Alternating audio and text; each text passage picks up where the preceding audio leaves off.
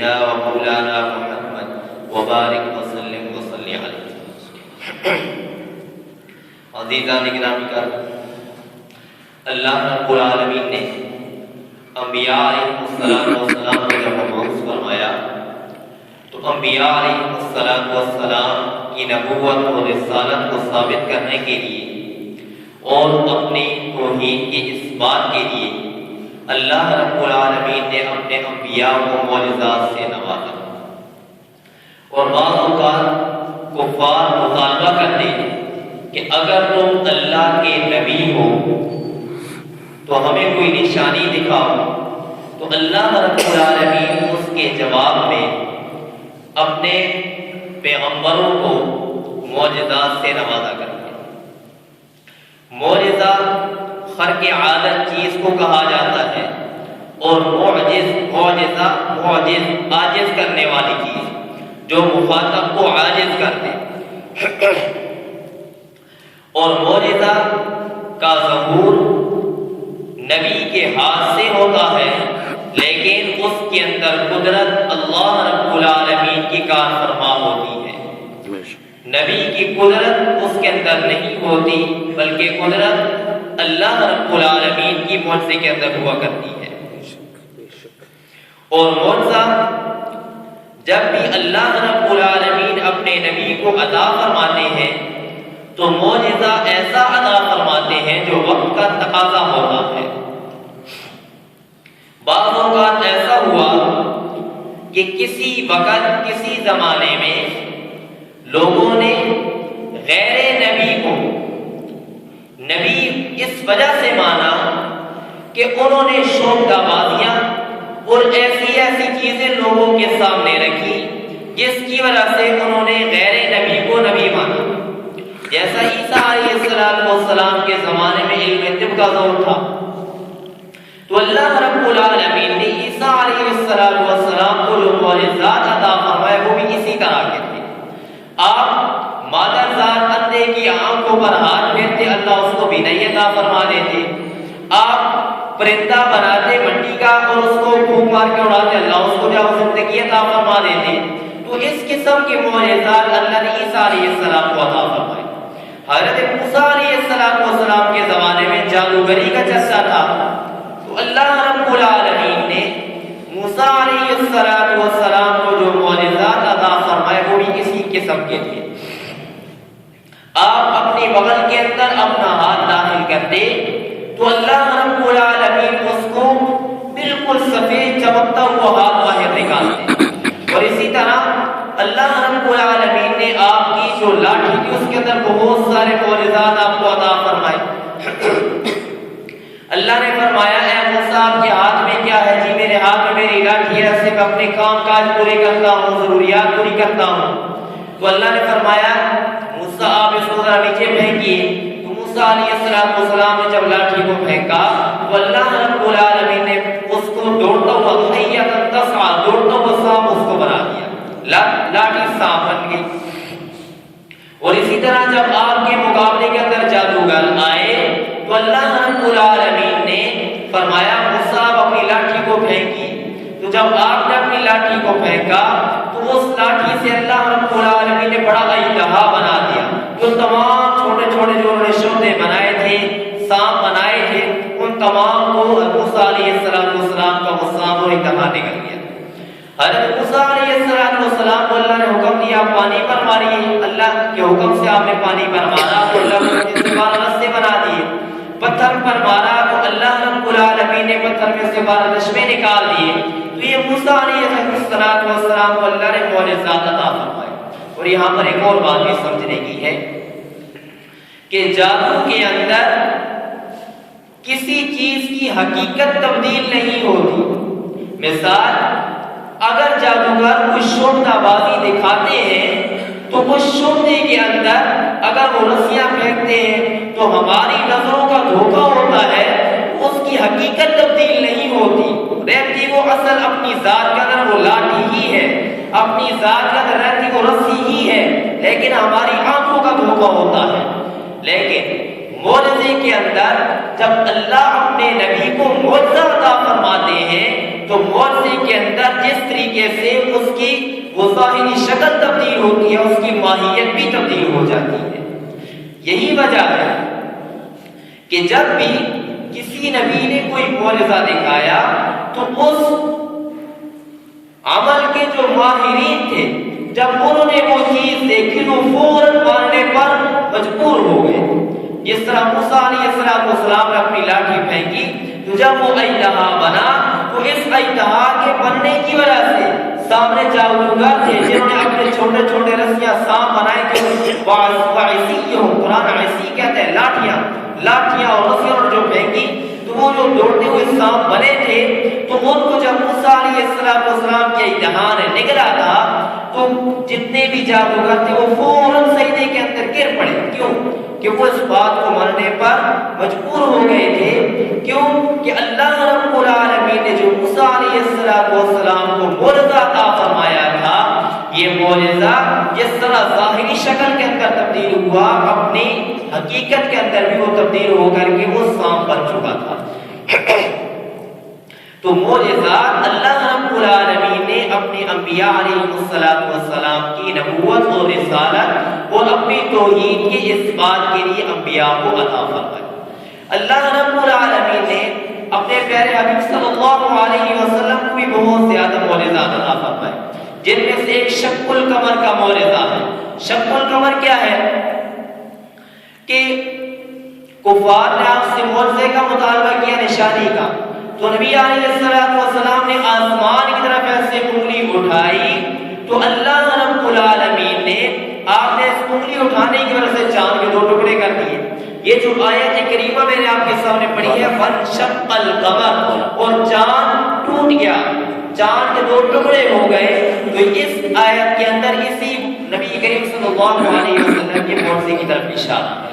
اور اسی طرح ایک مرتبہ پیارے پیغمبر صلی اللہ علیہ وسلم نے غزوہ خیبر کے موقع پر فرمایا کہ کل میں جھنڈا اس آدمی کے ہاتھ کو دوں گا کہ جس کے ہاتھ پر اللہ رب العالمین فتح نصیب فرمائیں گے۔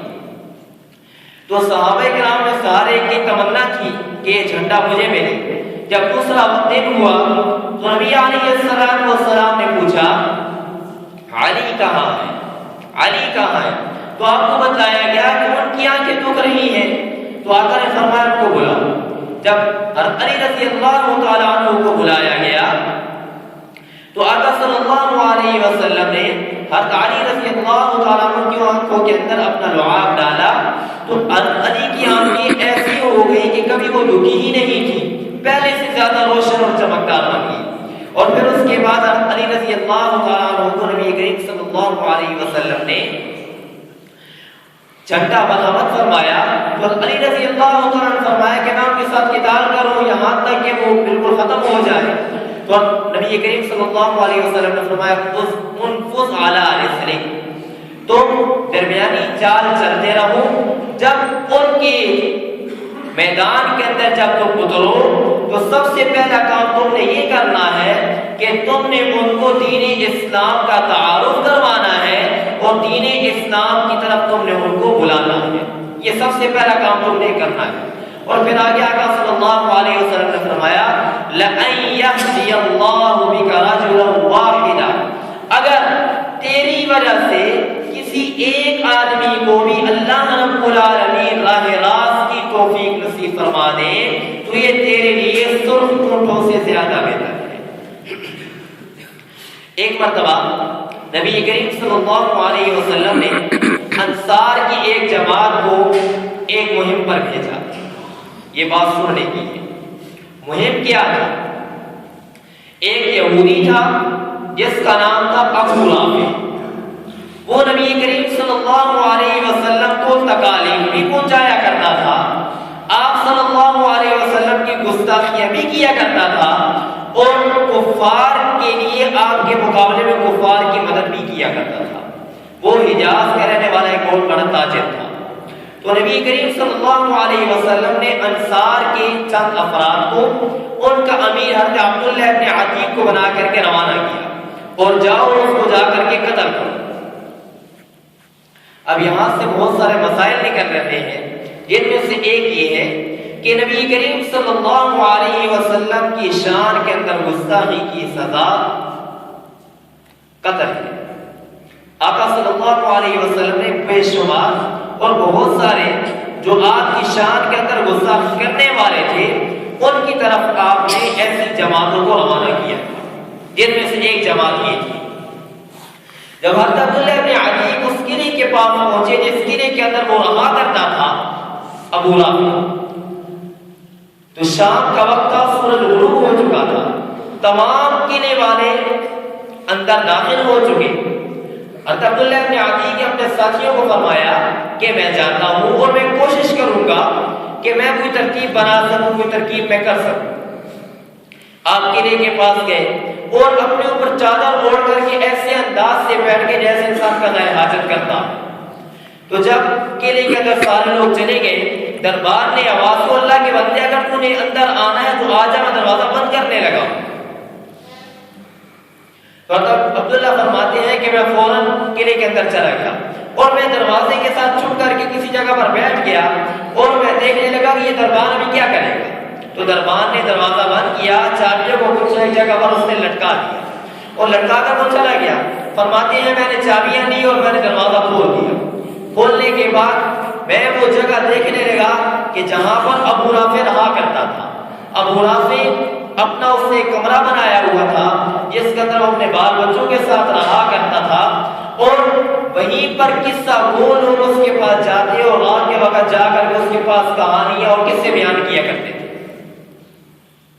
جب رات کا کافی حصہ گزر گیا، سارے قصے بیان کرنے والے اس کے پاس اٹھ کر کے چلے گئے، تو یہ فرماتے ہیں کہ میں ایک ایک دروازہ کھولتا گیا اور اندر داخل ہوتا گیا اور دروازے بند کرتا گیا۔ میں جب اس کے کمرے کے اندر پہنچا تو کمرے کے اندر اندھیرا تھا، مجھے نظر نہیں آ رہا تھا کہ وہ کس طرف ہے۔ تو میں نے آواز دی، یا ابا رافع۔ میں نے جب یہ آواز دی تو اس نے آگے سے کہا کون ہے؟ تو میں نے فوراً تلوار کا وار شروع کر کیا، لیکن تلوار کا وار صحیح طرح نہ لگ سکا، وہ بچ گیا۔ اور پھر میں باہر آیا، تھوڑی دیر بعد میں پھر اندر گیا اور پھر میں نے آواز کو بدلا کر کے پوچھا ابو رافع یہ آواز کیسی تھی؟ تو اس نے کہا تجھے پتہ نہیں مجھ پر تلوار کا حملہ ہوا ہے؟ تو فرماتے ہیں میں نے اس آواز کو پر دوبارہ وار کیا، لیکن مجھے شک ہوا کہ ابھی تک اس کا کام پورا نہیں ہوا۔ پھر میں نے اس کے پیٹ کے اوپر رکھ کر کے زور سے تلوار دبائی اور اس کا کام تمام ہو گیا۔ فرماتے ہیں میں باہر سیڑھیوں پر آ کر کے بیٹھ گیا اور میں یہ انتظار کرنے لگا کہ کب صبح کا وقت ہو اور پھر مجھے یقین ہو جائے کہ واقعی وہ واصل جہنم ہو چکا ہے۔ فرماتے ہیں کہ میں سیڑھیاں جب اترنے لگا تو میرا پاؤں پھسلا اور میری پنڈلی درمیان سے ٹوٹ گئی اور میں نے اپنی پگڑی کھولی اور اس کو میں نے پنڈلی کو باندھ دیا اور انتظار کرنے لگا۔ صبح کا وقت ہوا، قلعہ کی فصیل سے کسی نے آواز دی اور کہا حجاز کے رہنے والے تاجر ابو رافع کی موت کا میں اعلان کرتا ہوں۔ ان کو تسلی ہوئی، یہ باہر نکلے، اپنے ساتھیوں کے ساتھ آقا صلی اللہ علیہ وسلم کی خدمت اقدس کے اندر حاضر ہوئے۔ تو آقا صلی اللہ علیہ وسلم نے ان کی پنڈلی کے اوپر اپنا ہاتھ مبارک پھیرا تو فرماتے ہیں یہ پہلے سے زیادہ خوشنما خوبصورت ہو گئی۔ تو یہ آقا صلی اللہ علیہ وسلم کی بے شمار واقعات ہیں۔ آقا صلی اللہ علیہ وسلم کے ساتھ سفر ہجرت پر صدیق اکبر ہے، ان کی ایڑی کے اوپر سانپ نے ڈس دیا، آپ نے اپنا لعاب لگایا تو اللہ رب العالمین نے اس کو شفا عطا فرما دی۔ اسی طرح ایک مرتبہ انس فرماتے ہیں ہم سفر کے اندر تھے، نماز کا وقت ہو گیا، پانی موجود نہیں تھا، تو آپ نے فرمایا پانی لے آؤ۔ ایک برتن کے اندر پانی لایا گیا، آقا صلی اللہ علیہ وسلم نے اپنا ہاتھ پانی کے اندر رکھا تو آپ کی انگلیوں سے چشمے پانی کے نکلنا شروع ہو گئے۔ تو آپ نے فرمایا جتنے بھی حضرات ہیں ان سب کو بلاؤ، اور وہ سب آئے اور آقا صلی اللہ علیہ وسلم نے پانی کے اندر اپنا ہاتھ رکھا ہوا ہے، چشمے پانی کے نکل رہے ہیں آپ کی انگلیوں سے، اور تمام نے اپنا وضو کر لیا۔ اسی طرح ایک مرتبہ سفر کے اوپر آقا صلی اللہ علیہ وسلم تشریف لے جا رہے ہیں، پانی ختم ہوا تو راستے کے اندر آقا صلی اللہ علیہ وسلم نے دو صحابہ کی تشکیل فرمائی، ایک حضرت علی تھے، ایک اور صحابی تھے۔ فرمایا جاؤ اور جا کر کے پانی کی تلاش کرو۔ آپ نے راستے کے اندر ایک عورت کو دیکھا کہ وہ عورت پانی لے کر جا رہی ہے، اونٹ پر بیٹھ گیا، جی تم نے پانی کہاں سے لایا؟ کہ ایک دن کی مسافت کے اوپر پانی تمہیں ملے گا، یعنی پانی بہت دور ہے۔ تو یہ اس عورت کو لے کر نبی کریم صلی اللہ علیہ وسلم کے پاس حاضر ہوئے، تو آقا صلی اللہ علیہ وسلم نے مشکیزے کے اوپر ہاتھ رکھا، پھر نیچے سے مشکیزے کو کھولا اور ایک برتن کے اندر پانی آپ نے ڈالا۔ پھر آقا صلی اللہ علیہ وسلم نے فرمایا جس نے وضو کرنا ہے وہ وضو کرے، جس نے پینا ہے وہ پی لے، جس نے اپنے جانوروں کو پانی پلانا ہے وہ اپنے جانوروں کو پانی پلا لے۔ تو فرمایا کہ یہ سارے کام ہو گئے، اور یہ تمام کام جب مکمل ہو چکے تو ہم نے دیکھا کہ مشکیزے کے اندر جتنا پانی پہلے تھا اس سے بھی زیادہ پانی موجود ہے مشکیزے کے اندر۔